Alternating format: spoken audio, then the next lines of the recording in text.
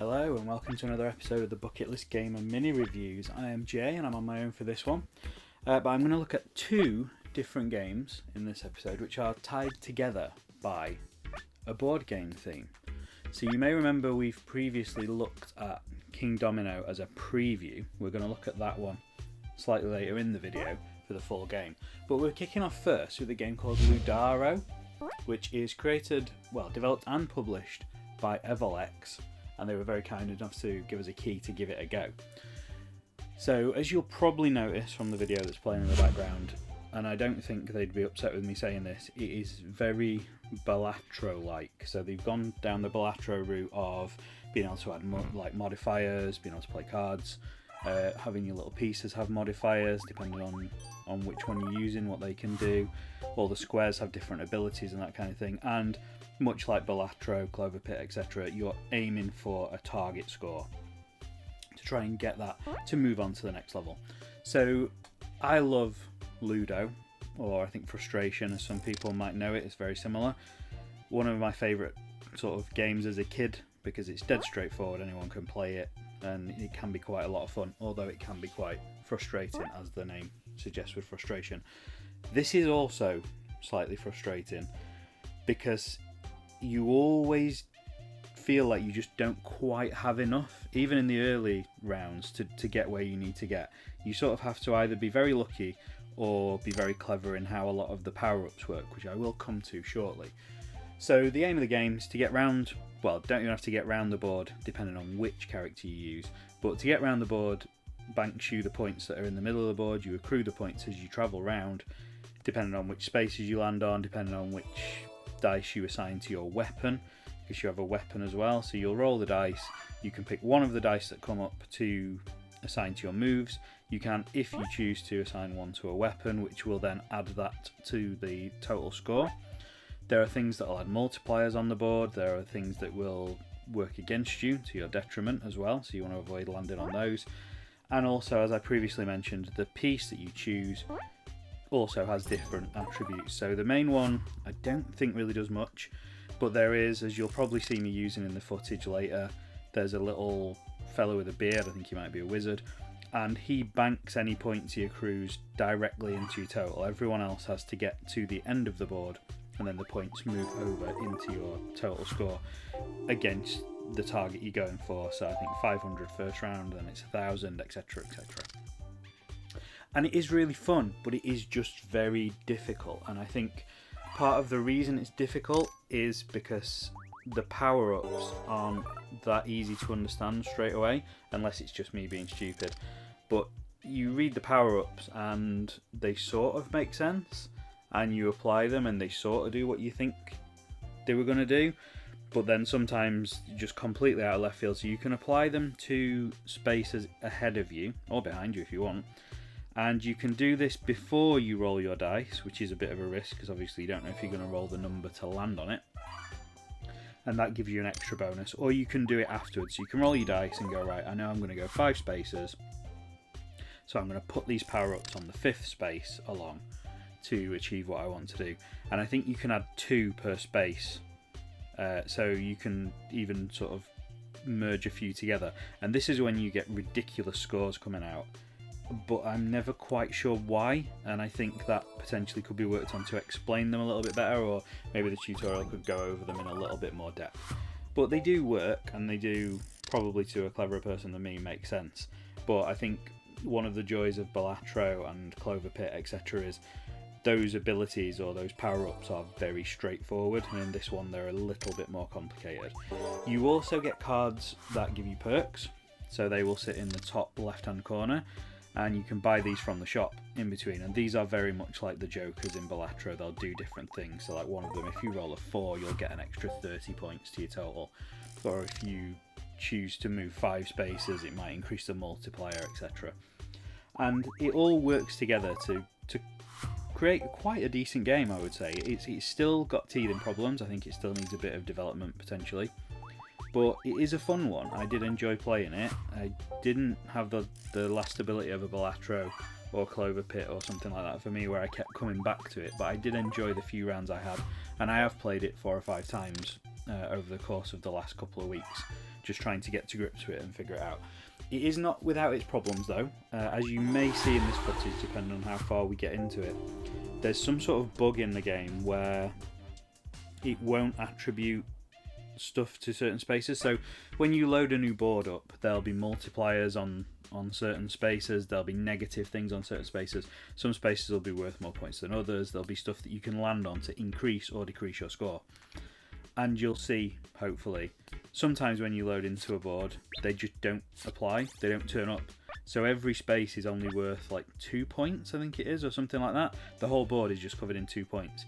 And this happened to me literally the first time I played it. So I finished the tutorial, dove straight into the game, and every single space only had 2 points on it.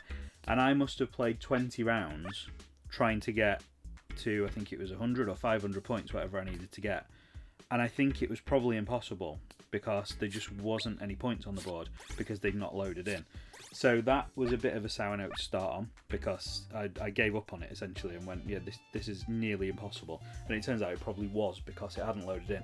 When I restarted the game, went back in and played again, they all loaded up, and you'll probably, hopefully see that in this footage. I exited the game, come back into it, and then everything works. So I don't know if there's a certain item you can buy that causes it in the background in the code or something like that.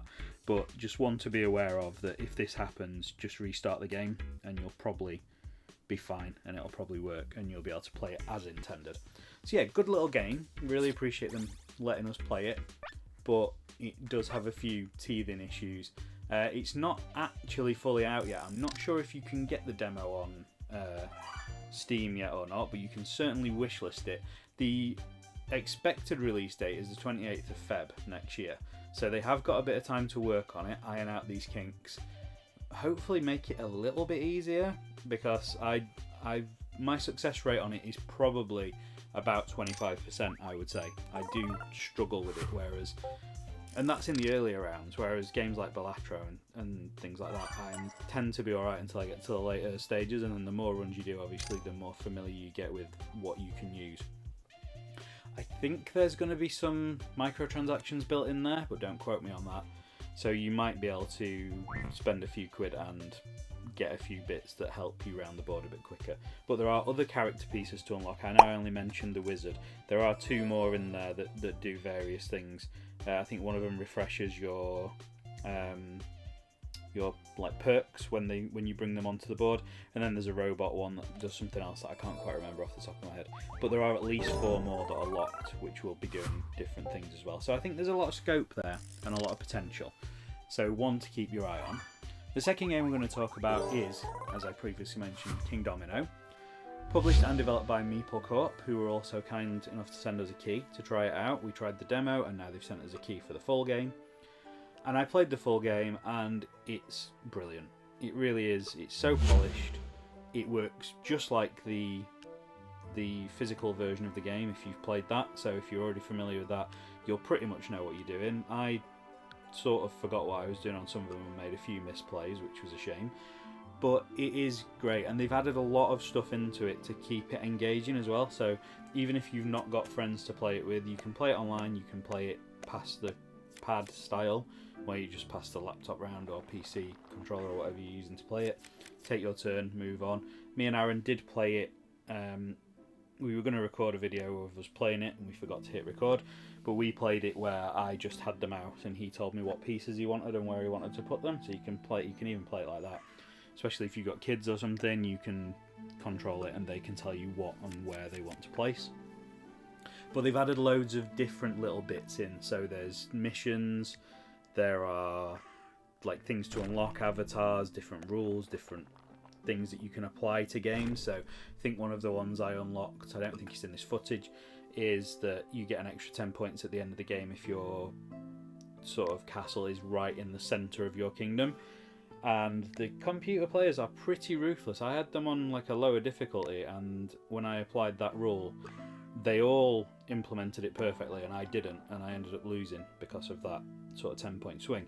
So yeah, it's really well done. The single player works fine. As I say, the computer AI is pretty intelligent and does give you a good run for your money. It's not just a whitewash. I think I've won about 75% of my games, so they do still beat you, and there are higher difficulty levels than I am playing on. It looks great. There's 2 different modes, which you'll have probably seen. You can pick from the new game graphics, or you can pick from the old style physical edition graphics for the castles and the landscapes and things. And I think there's loads more to unlock as part of those different things that you can collect. So there's a lot going on with it. It's not overly expensive, I don't think, for a board game. The price and everything will have flashed up on screen, so you'll see exactly how much it is and where you can get it from. That is out now. It released on the 20th of November, so you can go and buy that if you are a fan of Kingdomino. And it is just another great way to play it compared to the physical version. If you don't have the time or the space to get the physical version out, you can open it on your laptop and you can play it on there, or you can play it on your main PC. I think there are other platforms come in, but at the minute I think it is just those. But yeah, it doesn't require too much of a heavy load on the processor and stuff to play. It is quite a sort of low requirements for playing. So yeah, one definitely if you are a Kingdomino fan already, or it's one even if you've not played it but you want a version where you can't do something wrong, so it will keep you within the rules when you play it. This is a fantastic option. So I would definitely recommend it. It's been converted into English, French, Italian, German, Spanish, Hungarian, Polish, Russian, Latin, Japanese and simplified Chinese. So it's got all the languages in there as well. There's no language barrier. You just change it to the language that you want to use. 100% would recommend it. We're really thankful to Meeple Co for giving us a key, because obviously it ties in really well with our sister podcast, the Bucket List Board Gamers, who I spoke to on the preview. So if you've not seen the preview, maybe go and check that one out as well, because you get a bit more of an insight from people who know board gaming better than I do. But 2 really good games. One probably needs a little bit more polish. One is very polished and already there. Can't recommend them enough. All the details where you can find them will be in the comments. And until the next one, I'll see you later.